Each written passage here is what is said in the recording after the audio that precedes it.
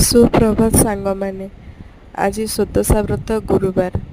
ଭୋର ଉଠି ଘର କାମ ସାରି ଗାଧୋଇବାକୁ ଚାଲିଲି।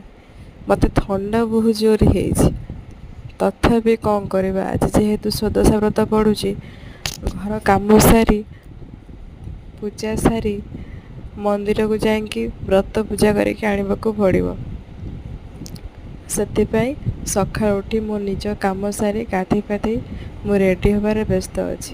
ଯେତେ ଜଲ୍ଦି ରେଡ଼ି ହେଇକିନା ଘରେ ପୂଜା ସାରିକି ମନ୍ଦିରକୁ ଯାଇକି ପୂଜା କରିକି ଆସିଲା ପରେ ଗୋଟେ ବଡ଼ କାମ ଯିବ, କାରଣ ମନ୍ଦିରରେ ବହୁତ ଭିଡ଼ ହେଇଯିବେ, ସମସ୍ତେ ବି ପୂଜା କରିବାକୁ ଆସିବେ ନା।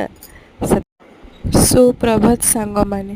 ଆଜି ଯେହେତୁ ଗୁରୁବାର ସୁଦଶା ବ୍ରତ ପଡ଼ିଛି, ଜଲ୍ଦି ଟିକେ ଉଠିବାକୁ ତ ନିହାତି ପଡ଼ିବ। ମୁଁ ନିଜ ଘର କାମ ସାରି ଗାଧୋଇ ପାଧୁଆ କାମ ସାରି ଜଲ୍ଦି ରେଡ଼ି ହେବାରେ ବ୍ୟସ୍ତ ଅଛି। ମୋତେ ଥଣ୍ଡା ହେଇଛି ଅବଶ୍ୟ, ତଥାପି କ'ଣ କରିବା, ଆଜି ଯେହେତୁ ଓଷାଟି ପଡ଼ିଛି, ମନ୍ଦିର ଯାଇକି ତ ପୁଣି ବ୍ରତ ପୂଜା କରିକି ଆଣିବାକୁ